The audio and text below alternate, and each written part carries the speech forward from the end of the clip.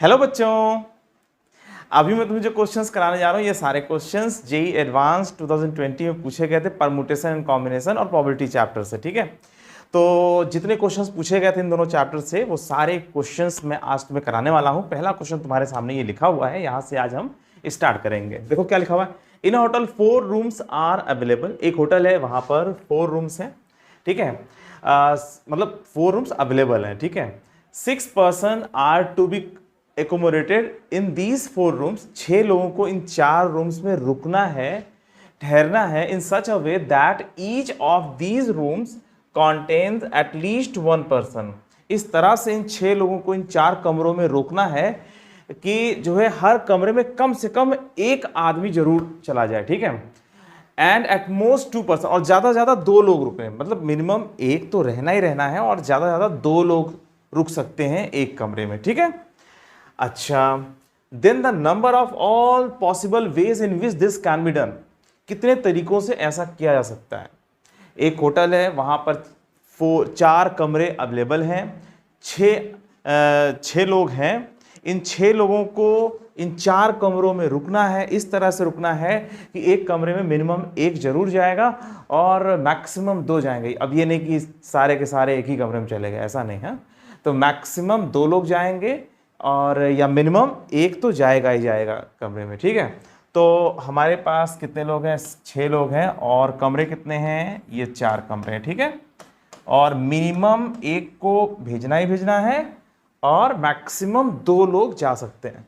तो जाहिर सी बात है इन चारों कमरों में 6 आदमियों को भेजने का तरीका, भाई पहले और दूसरे में 2 लोग चले जाएं, फिर इसमें एक एक चले जाएं, ऐसा भी तो सकता है। देखो भाई, मिनिमम एक को जाना ही था, हर कमरे में मिनिमम एक को जाना ही जाना है और मैक्सिमम 2 लोग हो सकते हैं। तो जाहिर सी बात है 6 लोग हैं तो 2 कमरों में भाई 2 लोग हो सकते हैं, ऐसा हो सकता है। भाई यहाँ पे 2 हो जाए, अब ये नहीं कि यहाँ पे 3 हो जाए, 2 ही 2 हो सकते हैं। ठीक है, जब 4 एक एक कमरे में जब 4 लोग जा चुके हैं, 2 लोगों को भेजना है, तो ये 2 लोग अगर इन दोनों कमरे में चले गए तो 2 लोग हो जाएंगे। ऐसे ही हम 2-2-1-1 2-2-1-1 ऐसे करके बहुत तरीकों से हम इनको भेज सकते हैं कमरों में। ठीक है, तो फिलहाल 6 लोगों को इन 4 कमरों में भेजने का तरीका कितना होगा, 6 फैक्टोरियल अपॉन 2 फैक्टोरियल 2। जो तुमने डिवीजन एंड डिस्ट्रीब्यूशन पढ़ा था ना, डिफरेंट ऑब्जेक्ट्स का division and distribution of different objects, तो जो मैंने उसमें बताया था ना आप लोगों को फार्मूला, जितने लोग हैं उसका वो फैक्टोरियल पूरा ऊपर, और जिस ग्रुप में ये बट रहे हैं है ना, वो फैक्टोरियल ऐसे डिवाइड कर दो, 2 फैक्टोरियल 2 फैक्टोरियल 1 फैक्टोरियल और 1 फैक्टोरियल। ठीक है, और इन दोनों में जैसे यहाँ पर ये जो 2 तुम ग्रुप देख रहे हो, इन दोनों में संख्याएं सेम है, तो 1/2 फैक्टोरियल इंटू 1 भाई इन दोनों में भी तो 1 है ना, तो 2 फैक्टोरियल। ठीक है, तो जितने ग्रुप्स में सेम नंबर ऑफ ऑब्जेक्ट्स होते हैं उतने फैक्टोरियल से आपको डिवाइड करना होता है। ठीक है, यहाँ पर 2 ग्रुप्स में सेम नंबर ऑफ पर्सन। ठीक है, तो भाई 2 ग्रुप में ऐसा हो रहा है तो 2 फैक्टोरियल। अगर मान लो 3 में 2-2-2 होता है तो 1/3 फैक्टोरियल कर रहे होते हैं, और चारों में अगर 2-2-2-2 होता, मान लो 8 लोग आते और ऐसा कुछ होता, 2-2-2-2 वाला केस होता, तो आप चारों ग्रुप में चूंकि सेम नंबर ऑफ पर्सन है, ठीक है, तो 1/4 फैक्टोरियल से डिवाइड करते हैं। फिलहाल यहाँ पर 2 ग्रुप में ऐसा हो रहा है, 2 फैक्टोरियल से डिवाइड कर दिया, और यहाँ पर 2 ग्रुप में सेम लोग हैं, मतलब संख्याएं सेम हैं, तो 1/2 फैक्टोरियल। ठीक है, और इंटू 4 फैक्टोरियल कर देंगे। क्यों कर देंगे 4 फैक्टोरियल, क्यों, क्योंकि ये चारों जगह अलग अलग है। ठीक है, हमने जो जब सीखा था परमुटेशन कॉम्बिनेशन में division and distribution of objects, उसमें हमने देखा था कि अगर हमें कुछ चीज़ें डिस्ट्रीब्यूट करनी है तो सबसे पहले हम उनका ग्रुप्स बनाते हैं, और फिर जैसे हमने R ग्रुप्स बनाया, फिर उसे R लोगों में बांटना है तो इंटू R फैक्टोरियल कर देते हैं। तो बस वही फार्मूला यहाँ पे लगा हुआ है, total factorial upon 2 factorial 2 factorial 1 factorial 1 factorial, और फिर 1 अपॉन यहाँ पर देखो ये 2, इनकी वजह से 2 फैक्टोरियल, फिर ये 2 1/2 फैक्टोरियल, फिर इंटू 4 फैक्टोरियल कर दिया। 4 फैक्टोरियल क्यों कर दिया, क्योंकि ये चारों कमरे अलग अलग हैं। ठीक है, या ऐसा ग्रुप बना करके हम 4 जगहों पर भेज रहे हैं तो इंटू 4 फैक्टोरियल। इसको सॉल्व करोगे तुम्हारा आंसर आ जाएगा। देखो कितना आ रहा है, 6 फैक्टोरियल कितना हो जाएगा 720 और नीचे 4 इंटू 2 इंटू 2 और इंटू 4 इंटू 3 इंटू 2 इंटू 1। ठीक है, आप अब इसको कैंसिल आउट कर लो, देखो कितना आ रहा है। यहाँ पर ये 4 कट जाएगा, ये 2 और ये 2 कट जाएगा, ये इससे कट जाएगा 360 और इन सबको मल्टीप्लाई करो कितना आएगा 300 3 6 18 1 3 3 9 और ये 10, तो 1080 तरीकों से आप अरेंज कर सकते हो, मतलब इनको जो है इन 4 कमरों में भेज सकते हो सच दैट कि एक कमरे में मिनिमम 1 और मैक्सिमम 2 जा सकें। ठीक है, तो ये था हमारा डिवीजन एंड डिस्ट्रीब्यूशन पर बेस्ड एक एग्जाम्पल जो हमारा इसमें आया हुआ है। ठीक है, जेईई एडवांस 2020। अब आगे देखते हैं क्या है, आगे पढ़ो, देखो क्या लिखा हुआ है। The probability that a missile hit a target successfully is 0.75। एक मिसाइल है वो टारगेट को करेक्ट हिट कर दे, इसकी प्रोबेबिलिटी है 0.75। ठीक है, 0.75 मतलब 3/4 प्रोबेबिलिटी है। ठीक है, अच्छा चलो ठीक है, तो in order to destroy the target completely at least 3 successful hits are required. अगर किसी टारगेट को पूरी तरह से बर्बाद करना है तो कम से कम 3 हिट्स जरूर लग जाने चाहिए। ठीक है, हाँ, at least 3 successful hits are required. ठीक है, कम से कम 3 सफलतापूर्वक उस पर निशाना लग जाए, है ना। अच्छा ठीक है, then the minimum number of missiles that have to be fired so that the probability of completely destroying the target is not less than 0.95। तो कितने मिसाइल्स जो है फायर की जाएं कि प्रोबेबिलिटी 0.95 से भी ज़्यादा हो जाए। समझ में आ रही बात, 0.95 से लेस ना हो, 0.95 या उससे ज़्यादा हो जाए प्रोबेबिलिटी की टारगेट हिट हो जाएगा। अब जैसे मान लो तुम ही हो, किसी टारगेट पर एक स्टोन बार बार फेंक रहे हो, तो तुम्हें कितना स्टोन दे दिया जाए कि उस टारगेट को हिट करने की प्रोबेबिलिटी 0.95 या उससे ज़्यादा हो जाए। तो जाहिर सी बात है, जितने ज़्यादा तुम्हारे पास स्टोन्स होंगे उतनी प्रोबेबिलिटी बढ़ जाएगी, क्योंकि तुम बार बार फेंकते जा रहे हो ना। ठीक है, तो जितनी ज़्यादा मिसाइल्स फायर की जाएंगी, टारगेट के 3 बार हिट होने की प्रोबेबिलिटी, 3 या 3 से अधिक बार हिट होने की प्रोबेबिलिटी बढ़ती चली जाएगी। ठीक है, तो एटलीस्ट 3 हिट तो चाहिए ही चाहिए। ठीक है, तो चलो देखते हैं भैया इसको सॉल्व कैसे करना है। देखो इसमें जो है दिया हुआ है प्रोबेबिलिटी हिटिंग का, जो प्रोबेबिलिटी है वो 0.75 है, मतलब 3/4 है। ठीक है, और 1/4 प्रोबेबिलिटी है कि हिट नहीं कर पाएगा। ठीक है, तो 3/4 प्रोबेबिलिटी कि हिट हो जाता है। मान लीजिए मिनिमम n मिसाइल्स फायर करने की ज़रूरत है। लेट्स सपोज दैट, ऐसे मान लिया कि मिनिमम जो है n मिसाइल्स फायर की जाएंगी। तो वास्तव में दिया क्या हुआ है, 1 माइनस, भाई देखो n मिसाइल्स फायर की जा रही हैं तो जो कुछ भी होगा उसकी प्रोबेबिलिटी 1 होगी, मतलब मैक्सिमम, जानते हो ना प्रोबेबिलिटी की जो मैक्सिमम वैल्यू होती है वो 1 होती है। अरे भाई तुम n मिसाइल लेके फायर कर रहे हो तो जाहिर सी बात है जो भी घटना घटे, कोई लगे ना लगे, 1 लगे, 2 लगे, 5 लगे, 10 लगे, 20 लगे, चाहे जितना भी लगे, तो हर तरह की प्रोबेबिलिटीज का अगर सम करते हो तो उसकी प्रोबेबिलिटी 1 आती है। ठीक है, तो 1 में से आप वो प्रोबेबिलिटी घटा दो कि कोई भी हिट नहीं हुआ, नो हिट। ठीक है, और ये प्रोबेबिलिटी भी घटा दो, ओनली 1 हिट। ठीक है, हाँ, और वो वाली प्रोबेबिलिटी भी घटा दो, एग्जैक्टली 2 हिट। समझ में आ रही बात? तो अगर हम ये सारी प्रोबेबिलिटीज जो है ये प्रोबेबिलिटी निकाल करके माइनस कर दें, तो इनके अलावा कौन सी प्रोबेबिलिटी है? भाई तुमने n मिसाइल्स फायर की, कोई भी नहीं लगा, एग्जैक्टली 1 लगा, एग्जैक्टली 2 लगे, ये वाली प्रोबेबिलिटी हटा लो तो कम से कम 3 लग जाएंगे, इसकी प्रोबेबिलिटी आ जाएगी, है ना। तो ये ग्रेटर टू 0.95 दिया हुआ है, और इस तरह बहुत क्वेश्चंस तुम लगा चुके हो पहले से ही। तो जब भी कहा जाता है कि कम से कम 3 हिट रिक्वायरमेंट है, कम से कम 2 हिट रिक्वायरमेंट है, अब कोई कहते हैं कम से कम 5 हिट रिक्वायरमेंट, हाँ, मान लीजिए कहा जाए किसी टारगेट को पूरी तरह से डिस्ट्रॉय करने के लिए कम से कम 5 हिट की जरूरत है ना, तो सक्सेसफुल हिट की जरूरत है। तो आप क्या करते हैं, 1 minus P, no hit, exactly 1 hit, ये सब सारी प्रोबेबिलिटी 2 हिट, 3 हिट, 4 हिट तक माइनस कर दो, और 1 में से जब माइनस कर दोगे ये सब चीज़ों को, ये सब प्रोबेबिलिटीज को, तो कम से कम 5 हिट होने की प्रोबेबिलिटी, सक्सेसफुल हिट होने की प्रोबेबिलिटी आ जाएगी, कम से कम 5, है ना। तो फिलहाल यहाँ पे कहा गया था कम से कम 3 सक्सेसफुल हिट होने की जरूरत है। तो ठीक है, 1 में से no hit, 1 hit, 2 hit minus कर दोगे, वो आ जाएगा। अब इसको सॉल्व करो तो 1 माइनस कोई भी n बार अगर हमने n मिसाइल्स को फायर किया तो नो हिट की प्रोबेबिलिटी क्या होगी, NC0, देखो ध्यान से, NC0 3/4, ठीक है। Binomial distribution of successive event वाली प्रोबेबिलिटी है ये, वो जो मेथड तुम लोगों को बताया गया है, ठीक है, binomial distribution of successive events. तो NC0 3/4 नहीं लगना है, और जो है n बार फेल हो जाना है, ठीक है, एक भी हिट नहीं हुआ, ठीक है, 3/4 की पावर 0 कर रखा है, और एग्जैक्टली 1, तो NC1 एक बार सफल भी होना है, तो ठीक है, 1/4 की पावर n-1, ठीक है। और बगल में देखो ये कितना आएगा, NC2 और 3/4 की पावर 2 और 1/4 की पावर n-2, ठीक है। और ये जो प्रोबेबिलिटी है ये > 0.95 होना चाहिए, और इसको सॉल्व करके तुम n की मिनिमम वैल्यू बहुत आसानी से निकाल सकते हो, ठीक है।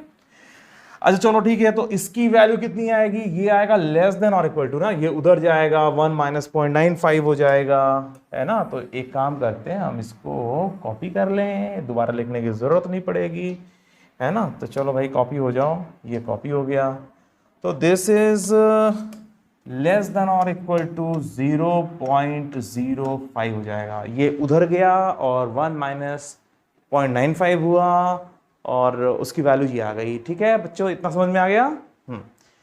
तो ठीक है, ये समझ में आ रहा ना कि 1 में से जो तुमसे कहा जा रहा है उसका जस्ट अपोजिट घटा दो, ठीक है, 1 में से, तो उसकी प्रोबेबिलिटी आ जाएगी, ठीक है, > 0.95 कहा जा रहा है।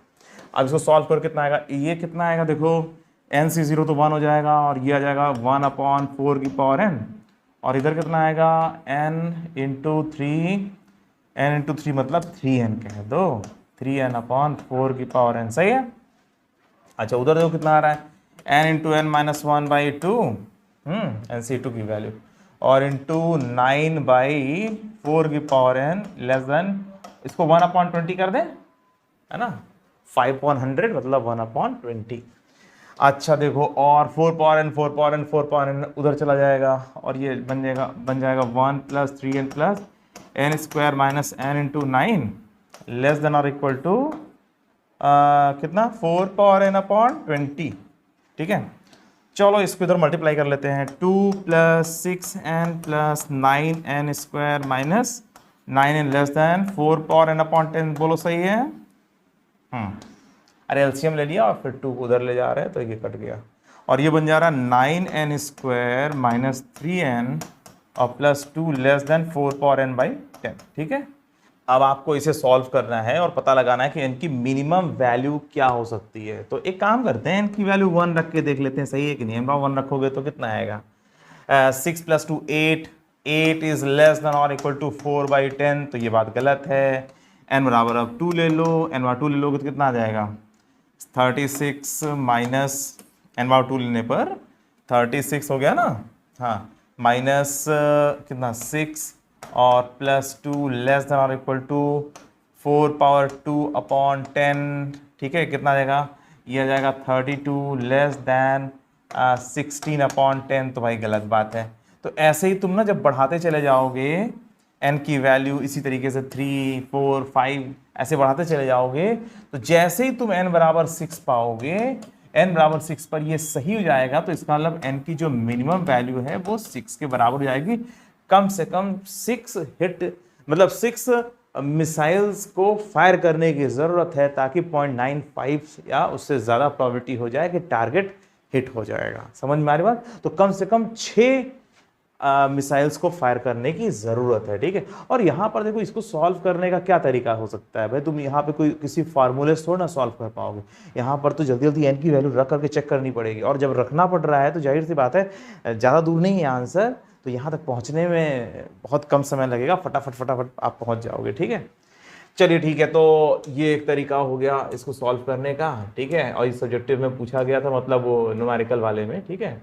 तो चलो ठीक है, तो इसका जो आंसर है वो क्या है, कम से कम आंसर क्या जाएगा, कम से कम 6 हिट्स की ज़रूरत होगी, ठीक है। तो चलो अब अगला क्वेश्चन सॉल्व करते हैं। अगला क्वेश्चन हमारा ये है, क्या लिखा है देखो, an engineer is required to visit a factory for exactly 4 days during the first 15 days of every month. एक इंजीनियर को क्या रिक्वायरमेंट है कि उसे एक फैक्ट्री में विजिट करना है एग्जैक्टली 4 days, एग्जैक्टली 4 दिन उसे विजिट करना है किसी भी महीने के पहले 15 दिनों में, ठीक है। An engineer is required to visit a factory for exactly 4 days during the first 15 days of every month, and it is mandatory that no two visits take place on consecutive days। मतलब उसके जो 2 visits है ना वो लगातार 2 दिन ना हो जाए, जैसे मंडे को हुआ और ट्यूसडे को हो गया, ऐसा नहीं। मंडे को हुआ है तो ट्यूसडे छोड़ करके वेडनेसडे को हो सकता है, ट्यूसडे वेडनेसडे छोड़ के उसके आगे हो सकता है, ठीक है। तो जो है क्या लिखा हुआ है, it is mandatory that no two visits take place on consecutive days, then the number of all possible ways in which such visits to the factory can be made by the engineer during 1 to 15 June 2021। तो 1 से लेके 15 जून के बीच में engineer को 4 बार visit करना है और कोई भी 2 विजिट लगातार न हो जाएं, लगातार एक के बाद एक दिन पर ना हो जाए। तो अब इसे सॉल्व कैसे करोगे, देखो जैसे मान लीजिए 1 2, देखो जो 4 विजिट्स है ना, देखो 15 दिन में 15 ऑप्शन तो हैं आपके पास, तो उसमें से 4 विजिट जो हो रहे हैं उनको अलग कर लो, बचे 11 दिन।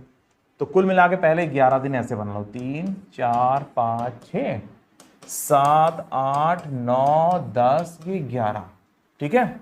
तो पहले हमने क्या किया, ये 11 बना लिया, 3 3 6 7 8 9 10 11, ठीक है। और विजिट यहाँ हो सकता है, यहाँ हो सकता है, यहाँ हो सकता है और यहाँ हो सकता है, देखो वी फॉर विजिट कर दिया, ठीक है।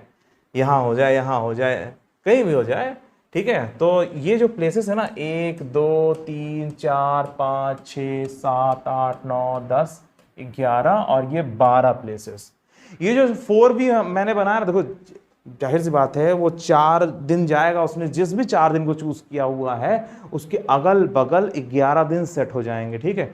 तो ऐसा करते हैं ना, 11 दिनों को ऐसे सेट कर दिया, ठीक है। और जो है, और ये 11 दिन फिक्स्ड हैं, ठीक है यहाँ पर, और 1 से लेकर के ये 15 तारीख जो है ये फिक्स्ड हैं, ठीक है।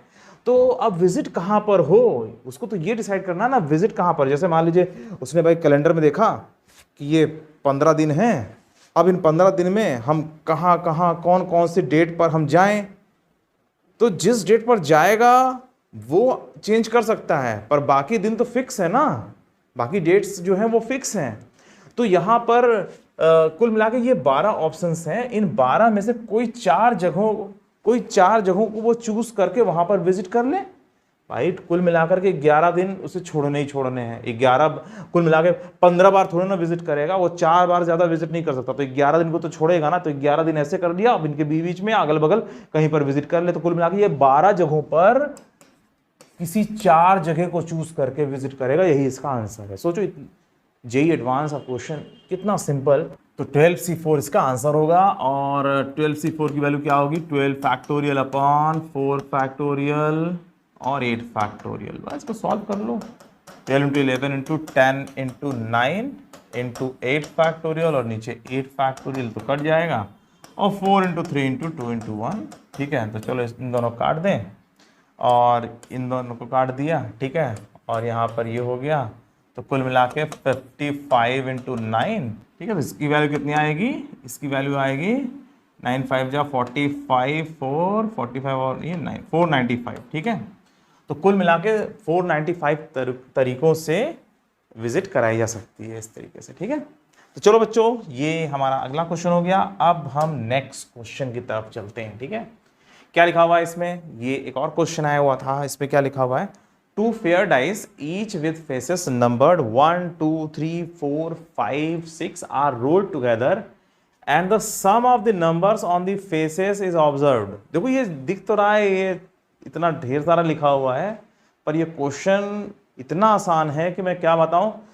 इसमें कंडीशनल प्रोबेबिलिटी में भी घुस गया, पर एकदम आसान कर दिया है। पढ़ो इसको ध्यान से, ये इसके पहले मैंने जितने क्वेश्चंस कराए उन सबसे आसान है ये। क्या लिखा हुआ, 2 fair dice each with faces numbered 1 2 3 4 5 6 are rolled together and the sum of the numbers on their faces is observed। ठीक है, जो नंबर्स आ रहे हैं ना दोनों डाइस पर उनका जो है सम करना है। ठीक है, sum of the numbers on the faces is observe. This process is repeated, ये प्रोसेस रिपीट तब तक करना है till the sum is either a prime number or a perfect square. तो ये जो सम है ना वो या तो प्राइम नंबर हो जाए या तो परफेक्ट स्क्वायर हो जाए। परफेक्ट स्क्वायर मतलब 4 9 है ना, इस तरीके से। हाँ, और प्राइम नंबर तो जानते ही हो 7 5 3 ऐसे करके, है ना। तो सम जो है वो या तो प्राइम नंबर हो जाए या तो परफेक्ट स्क्वायर हो जाए, ये तब तक करना है और जैसे इन दोनों में से कोई ये घटना घटी तुरंत रोक देना है। ठीक है, क्योंकि लिखा हुआ है ना टिल द सम, तब तक करना है। The process is repeat till the sum is either a prime number आ जाए या परफेक्ट स्क्वायर आ जाए। Suppose the sum turn out to be a perfect square, suppose the sum turns out to be a perfect square before it turns out to be a prime number. तो prime number की तो बात ही खत्म हो गई यार, perfect square आ गया है, जो आ गया है तो फिर वही सोचना है, फिर तुम्हें प्राइम नंबर का सोचना ही नहीं है। Suppose the sum turns out to be a perfect square, perfect square आ गया है।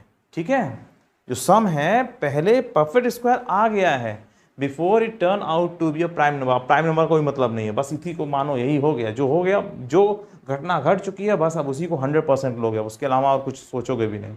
If P is the probability that this perfect square is an odd number then the value of 14। बताओ ये कितना simple question. If P is the probability that this perfect square is an odd number, पूरा मतलब अभी solution देखोगे ना तो इसका पूरा समझ जाओगे कितना गजब का ये बेवकूफ बनाया जा रहा है इतना बड़ा दे करके। देखो परफेक्ट स्क्वायर आ जाए, परफेक्ट स्क्वायर आ गया है। ठीक है, 2 डाइस हैं, ठीक है, और इन दोनों को फेंकना है और फेंका जा रहा है और परफेक्ट स्क्वायर सम आ गया है। ठीक है, तो परफेक्ट स्क्वायर सम की वैल्यू आ गई है, तो 4 या 9 दोनों में से कुछ एक हुआ होगा, है ना। 16 तो आ नहीं सकता सम, है ना, जो सम है वो 16 तो आ नहीं सकता, है ना, और 1 तो आप कर नहीं सकते क्योंकि मिनिमम 1 तो आएगा ही ना। तो 4 और 9 दो ही ऑप्शन है। तो 4 आने का तरीका कितना है भाई, इस पर 1 आ जाए, इस पर 3 आ जाए, दूसरे वाले पर, ये दूसरा वाला जो नंबर है वो इस टाइप पर, या 3 और 1 आ जाए, ठीक है, या 2 और 2 आ जाए। तो 4 आने का तरीका तो भैया ऐसे है। ठीक है, और 9 के लिए देखो 9 कैसे आ सकता है सम। 9 आने का तरीका कितना है, 3 6, ठीक है, और 6 3, ठीक है, और 4 5 5 4। समझ में आ रही बात। और कोई तरीका, और तो कोई तरीका नहीं है। 9 आने का तरीका ये है। ठीक है, तो कुल मिलाकर के हमारे पास ये इन्हीं में से एक घटना घट चुकी है। ठीक है, और इनमें से ये जो है इनका जो सम है वो इवन नंबर है। ठीक है, और इनका जो सम है वो ऑड नंबर है। अगर परफेक्ट स्क्वायर सम आ चुका है तो जो परफेक्ट स्क्वायर है वो ऑड नंबर हो, इसकी प्रोबेबिलिटी निकालनी थी। तो ये 4/7, बस ये 4/7 होना, इसमें 4/7 प्रोबेबिलिटी की वैल्यू। देखो ध्यान से क्या लिखा हुआ है, if p is the probability that this perfect square is an odd number। p एक ऐसी प्रोबेबिलिटी है कि जो परफेक्ट स्क्वायर आया है ना, हाँ, वो जो सम आया है परफेक्ट स्क्वायर, वो परफेक्ट स्क्वायर जो आ रहा है वो ऑड नंबर हो। तो ठीक है, तो यहां पर ऑड नंबर सम तो ये है ना, ये चार ही तरीके से तो ऐसा हो रहा है कि जो सम है वो परफेक्ट स्क्वायर होने के साथ साथ ऑड नंबर है। तो ये 4/7, तो ये प्रोबेबिलिटी हो गई, या 7p बराबर 4 और 14p बराबर 8 इसका आंसर फाइनल हो गया। ठीक है, तो ये इसका आंसर 8।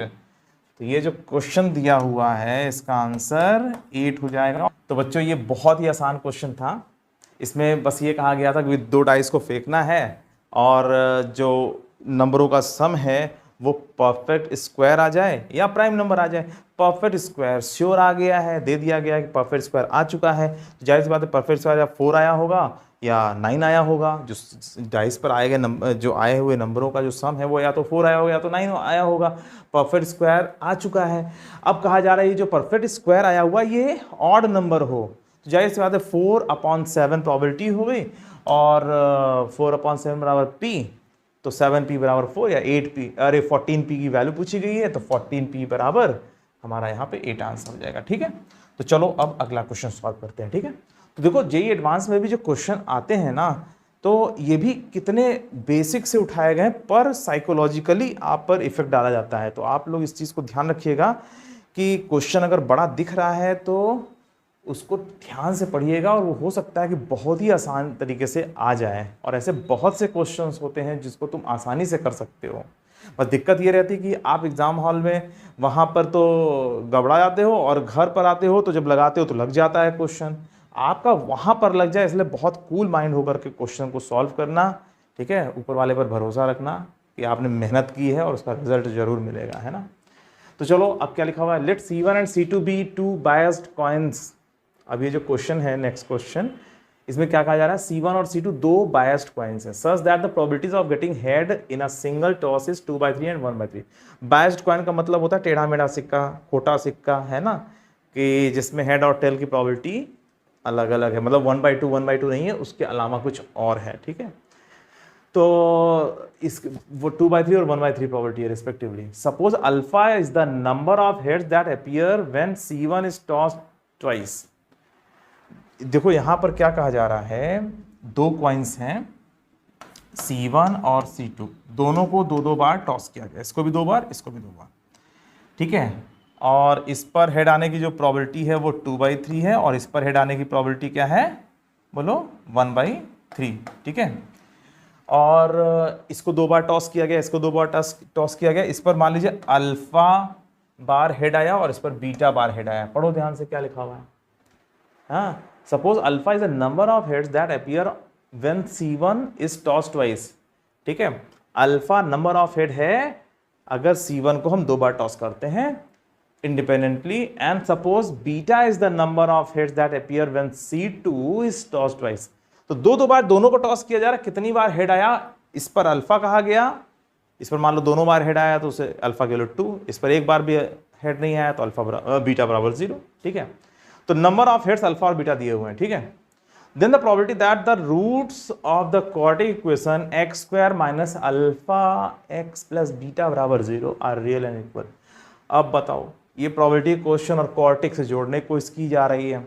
अब कहा जा रहा है इसके जो रूट्स हैं वो रियल और इक्वल हो, तो जाहिर सी बात है इसके रूट्स रियल और इक्वल कब होते हैं, जब d बराबर 0 हो जाए, मतलब अल्फा स्क्वायर बराबर 4 beta, alpha square minus 4 beta बराबर 0, मतलब कुल मिला के अल्फा बराबर 4 बीटा हो जाए।